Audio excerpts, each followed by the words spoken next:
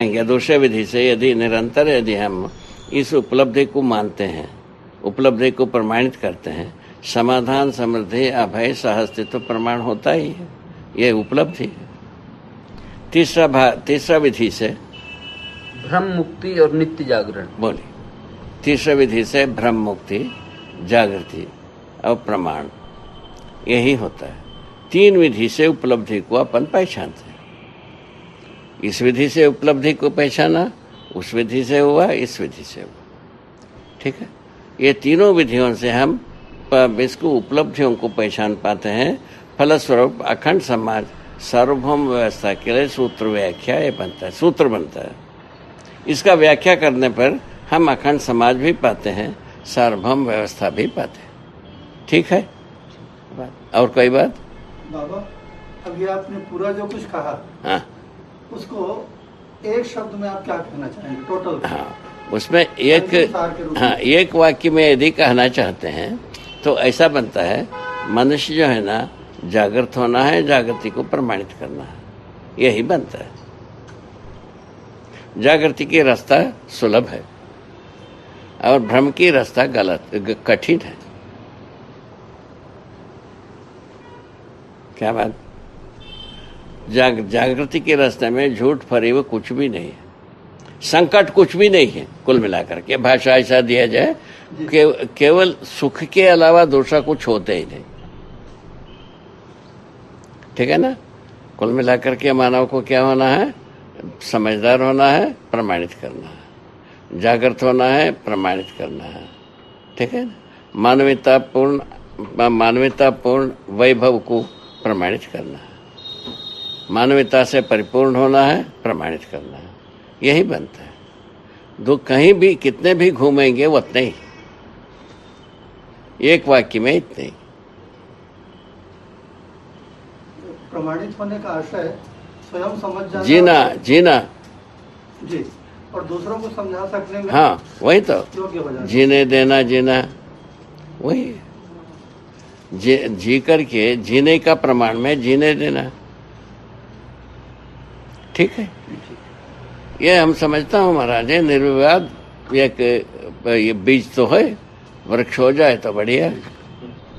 बाबा जी, हाँ, आपने लिखा है, मैं नित्य, सत्य, शुद्ध एवं बुद्ध परमात्मा रूपी व्यापक सत्ता में संपृक्त जड़ चैतन्य प्रकृति को अनुभव पूर्वक स्मरण करते हुए मानव व्यवहार दर्शन का विश्लेषण करता हूँ।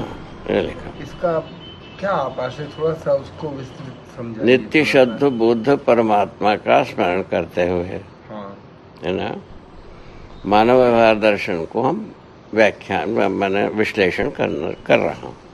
ये बताए, ये सत्य, शुद्ध, बुद्ध, इससे आपका क्या तात्पर्य? वो नित्य लिखा है उसमें, ये सब नित्य पूरा लिखा है। जैसे नित्य का अर्थ है सदा सदा एक सा विद्यमान है। वही सदा सदा जो विद्यमान है, हाँ, सदा सदा विद्यमान सत्ता स्वरूप में हो, हाँ, ज्यादा कम ना हो, हाँ, हाँ, और यहाँ ज्यादा वहाँ ज्यादा वाला बात ना हो, सर्वत्र एक सा विद्यमान हो, हाँ, सर्वत्र एक सा भासमान हो, हाँ, सर्वत्र एक सा सुखप्रद हो।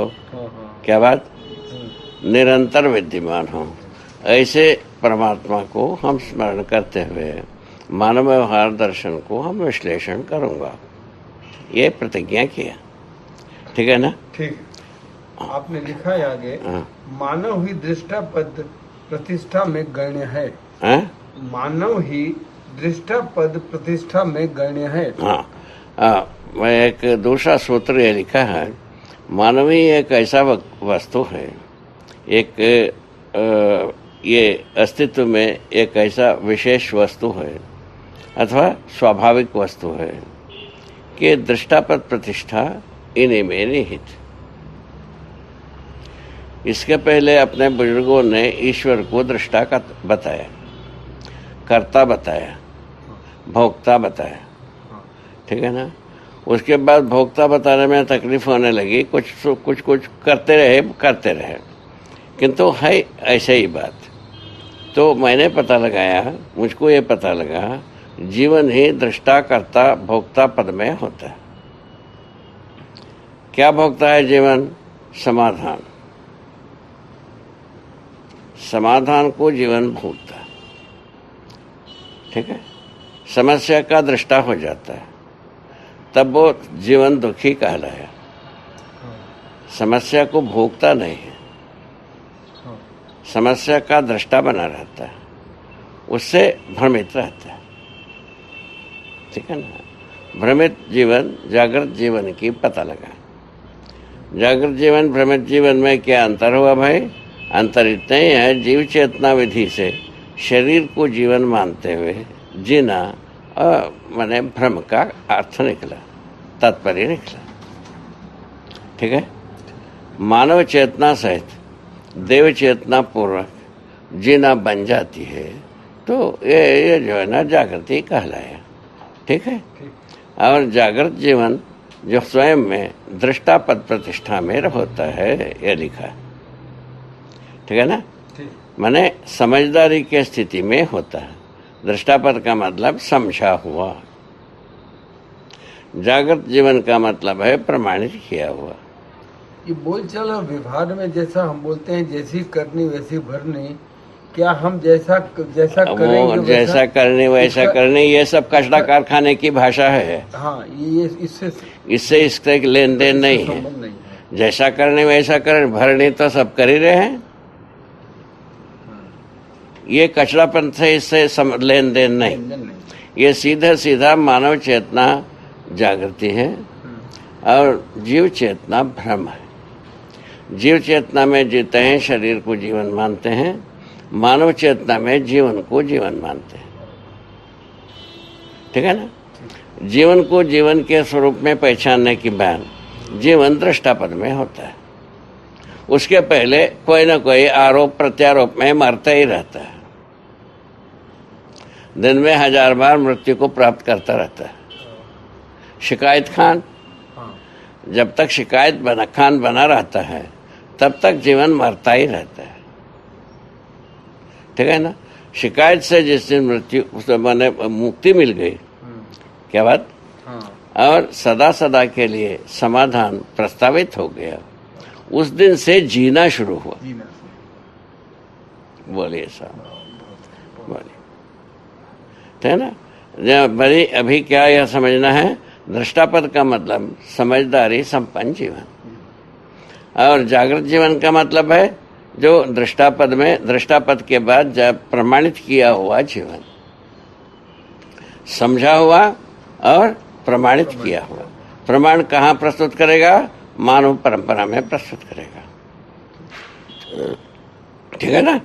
मानव परंपरा में कैसा प्रस्तुत करेगा? चारों अवस्थाओं के साथ जीता हुआ प्रमाणित करेगा, ठीक है।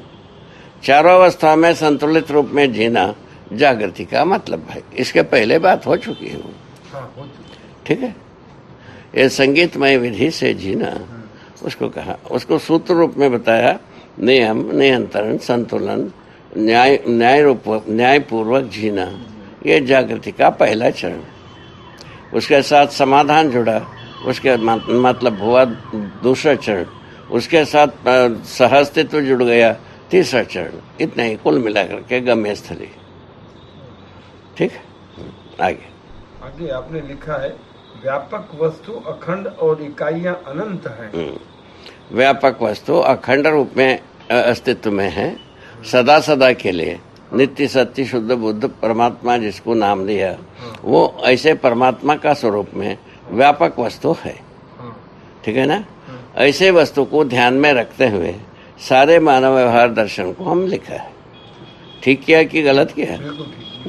बात बता रहे हैं, ठीक है। व्यापक सत्ता अथवा परमात्मा जागृत मानव के लिए कार्य व्यवहार काल में नियम के रूप में, विचार काल में समाधान के रूप में, अनुभव काल में आनंद के रूप में और आचरण काल में न्याय के रूप में प्राप्त है, क्योंकि सत्ता में संपूर्ण प्रकृति विद्यमान है, यही सह अस्तित्व। बोले इसमें क्या खामी हुआ? इसमें थोड़ा सा बहुत स्पष्ट है, इसमें से फिर भी थोड़ा सा अभी तो मैंने व्यवहार काल में, ठीक है ना, क्या नाम बताया? हाँ, भी नियम के रूप में। नियम के रूप में, हाँ। ठीक है ना। नियम क्या है बताया, तो स्वधन स्वनारी स्वपुरुष दयापूर्ण कार्य व्यवहार मानव का नियम है। माने जागृत मानव नियम पूर्वक जीने का प्रमाण यह है। स्वधन स्वनारी स्वपुरुष दयापूर्ण कार्य व्यवहार करता हुआ मिलता है। ये जागृत मानव में पाए जाने वाले नियम है, ठीक है ना। भ्रमित मानव में पाए जाने वाली जो आचरण है ना, उसको लिखा है पर धन पर नारी पर पीड़ा के रूप में मिलता है। बोलिए सर। बोलिए। विचार काल में लिखा है समाधान के। समाधान विचार में वही सब पूरे बात को हम सोचेंगे। स्वधन स्वनारी स्वपुरुष दयापूर्ण कार्य व्यवहार को यदि पूरा सोचेंगे, समाधान ही मिलता है, समस्या मिलता ही नहीं। ठीक है। अच्छा, वही अनुभव काल में बताएंगे, अनुभव काल में देखेंगे, वह सहअस्तित्व में ही अनुभव होगा। आनंद के स्वरूप में ही आनंद ही नाम दिया जा सकता है, ऐसा बात बनता है। और उसी विधि को क्या बोला आगे, आचरण काल में न्याय के रूप में जब आचरण करते हैं, वो उस समय में न्याय के रूप में मिलता है आसानी से। इस प्रकार से जीने से मानव यदि सटीकता से जीता है तो व्यवहार में क्या होता है, नियम के रूप में ही जिएगा। इसी में आपने आगे लिखा है सत्ता में संपूर्ण प्रकृति विद्यमान है। हाँ, इसका कारण क्या थी, ये सब ऐसा होने के क्या कारण, वो सत्ता स्वयं ज्ञान स्वरूप है।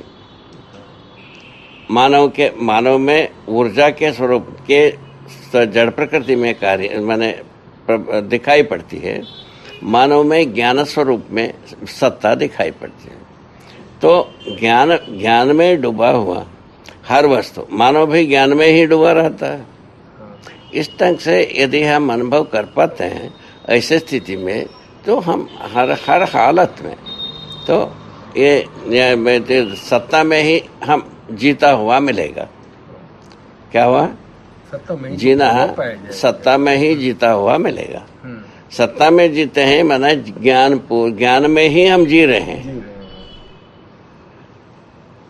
ठीक है ना।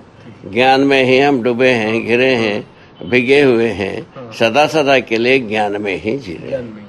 यही जागृति का मतलब है, दृष्टा पद का मतलब है, ठीक है।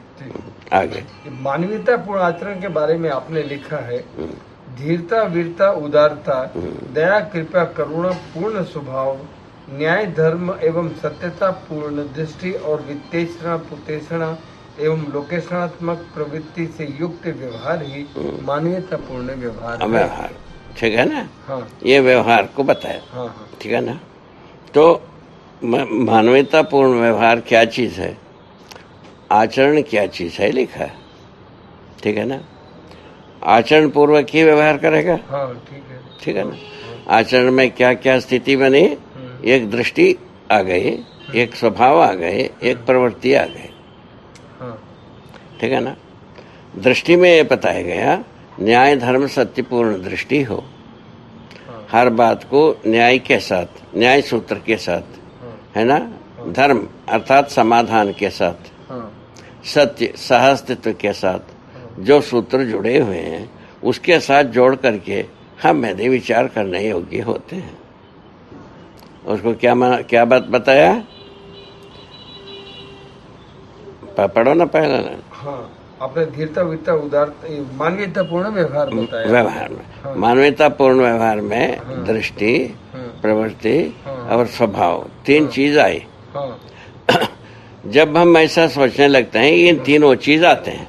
क्या आता है उसमें, न्याय धर्म सत्य के रूप में दृष्टियां आते हैं, है ना। उसी को हम तुलन कहते हैं, ठीक है ना।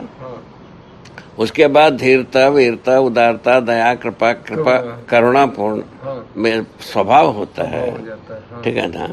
पुत्रेष्णा वित्तेष्णा लोकेष्णावादी जो प्रवृत्तियां होते हैं, ये लिखा है, ठीक है।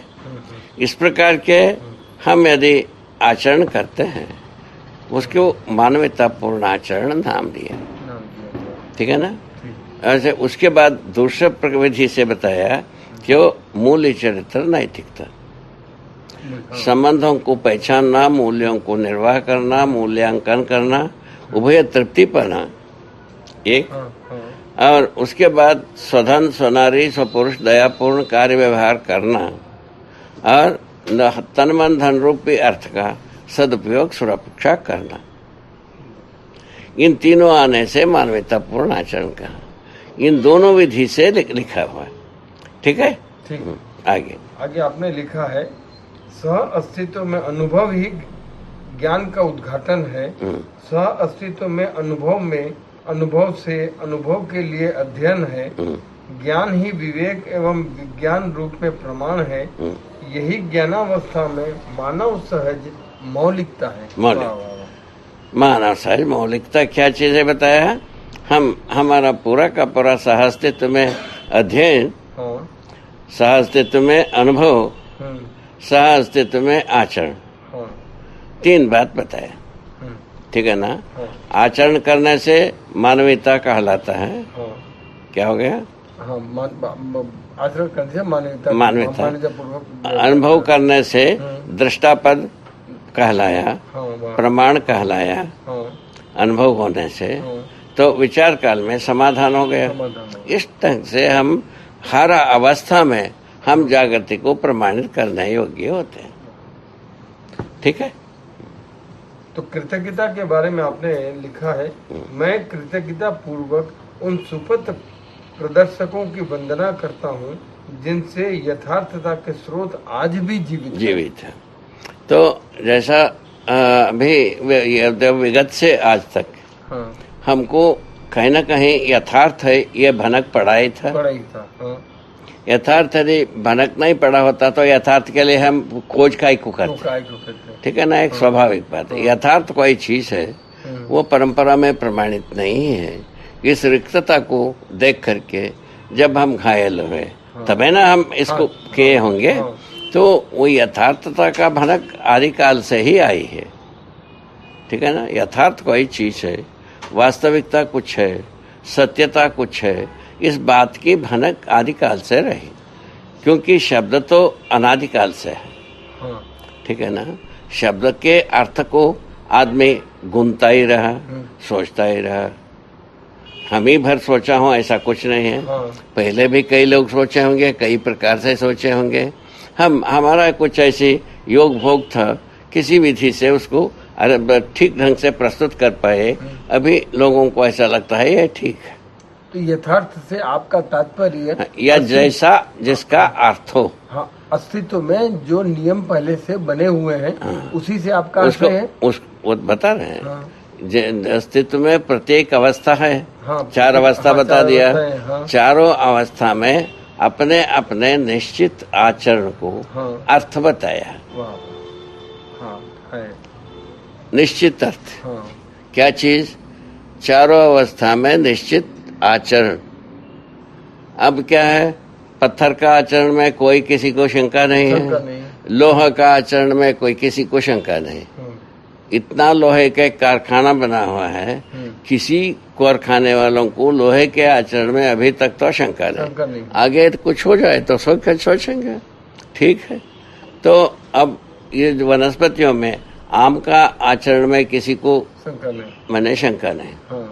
दूब का आचरण में किसी को शंका नहीं। ठीक है। और जीवों में